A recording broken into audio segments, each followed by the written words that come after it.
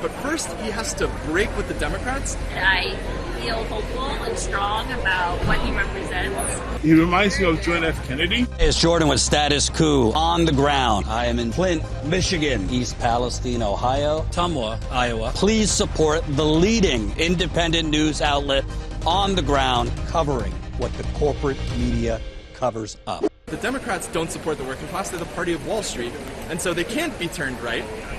They're essentially an electoral machine that represents the interests of the capitalists.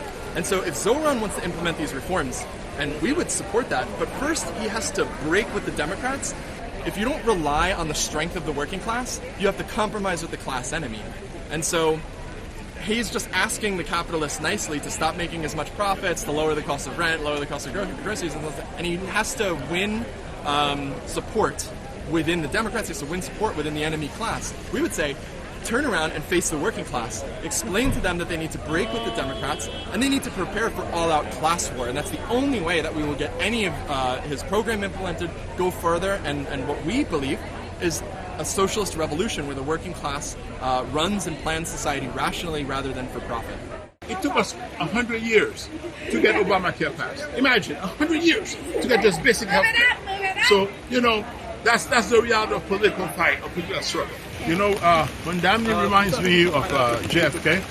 John F. Kennedy had a lot of people saying that basically he was a stranger, he was out of the mainstream, he was a Catholic, and he was listening to the Pope and not be a real American. And we find out the real Americans are people who understand that the values of this country are not ethnic, racist, or anything like that. They are the values that are truly humanitarian and globalist. They are saying that everyone is human in the eyes of the law, and that is what we're trying to fight for. The law, not just in terms of the judiciary, but also in terms of economic justice, so that buying a house should not be a privilege, but a function of your income and your ability to save, not dictated by the color of your skin. Good education shouldn't depend on where you live, but the fact that the state offers good education and good health care to everyone. So I think we can build a just society, because you cannot have a pursuit of happiness if you don't have basic needs and services. Despite what's ahead, I feel hopeful and strong about what he represents. He finally represents a platform that speaks for the people. I think that's, in my lifetime, that's the first time.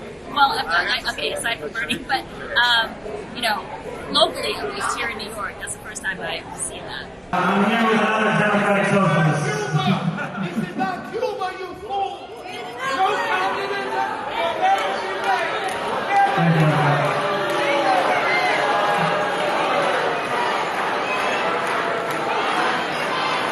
You know that something has changed when it's not enough to call us Democratic Socialists anymore.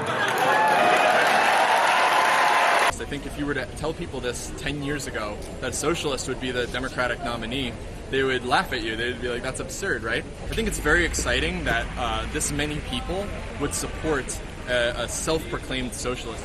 He has 42,000 volunteers that knocked on over 1 million doors. He could take that, and that could be the seed of a new mass workers' party, and that would be an incredible step forward.